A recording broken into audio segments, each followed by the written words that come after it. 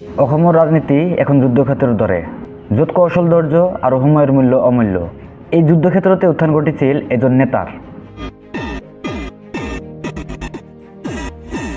1 ফেব্ৰুৱাৰী 1969 যোৰহাট জিলাত জন্ম হৈছিল এইজন নেতাৰ। পিতৃ কৈলাশনাথ শৰ্মা এজন কবি, চিন্তক আৰু শিক্ষাবিদ।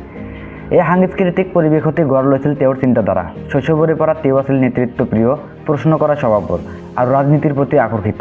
গুৱাহাটীৰ কটন কলেজত তেওঁৰ ৰাজনৈতিক চিন্তাৰ আৰম্ভণি। ইয়াতে তেওঁ বুজিলে ক্ষমতা মানে কেৱল পদ নহয়, ক্ষমতা মানে প্ৰভাৱ। পিছত তেওঁ আইন অধ্যয়ন কৰে গভৰ্ণমেণ্ট ল কলেজ গুৱাহাটীত। ছাত্ৰ জীৱনতে তেওঁ সংগঠক হিচাপে নিজৰ ক্ষমতা প্ৰমাণ কৰে। 2001 চন প্ৰথমবাৰৰ বাবে জালুকবাৰীৰ পৰা MLA নিৰ্বাচিত হয়। অতি কম সময়তে তেওঁ পৰিণত হয় অসম চৰকাৰ এজন গুৰুত্বপূৰ্ণ মন্ত্ৰী। স্বাস্থ্য, শিক্ষা, উন্নয়ন এই সকলো ক্ষেত্ৰতে তেওঁৰ সক্ৰিয় উপস্থিতি। তেওঁ আছিল তৰুণ গগৈৰ অতি নিকট সহযোগী। কিন্তু ৰাজনীতিত নিকটতা সদায় স্থায়ী নহয়। 2015 চন এটা সিদ্ধান্ত যিয়ে অসমৰ ৰাজনীতি সদায়ৰ বাবে সলনি কৰি দিয়ে। হিমন্ত বিশ্ব শৰ্মাই কংগ্ৰেছ এৰি দিয়ে আৰু যোগ দিয়ে ভাৰতীয় জনতা পাৰ্টিত। এই সিদ্ধান্ত কেৱল দল পৰিৱৰ্তন নহয়, এইটো আছিল এক ৰাজনৈতিক কৌশল। তেওঁ শীঘ্ৰেই নৰেন্দ্ৰ মোদী আৰু অমিত শ্বাহৰ বিশ্বাসযোগ্য সহযোগী হৈ পৰে।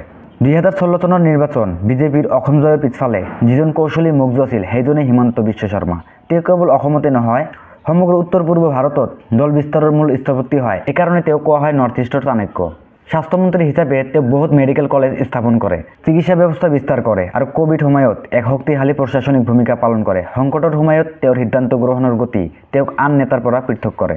10 মে 2021 হিমন্ত বিশ্ব শৰ্মা হয় অসমৰ মুখ্যমন্ত্ৰী। আইন শৃংখলা, পুলিচ সংস্কাৰ, ইনফ্ৰাষ্ট্ৰাকচাৰ, ধৰ্মীয় ৰাজনীতি সকলো ক্ষেত্ৰতে তেওঁৰ দৃঢ় উপস্থিতি দেখা যায়।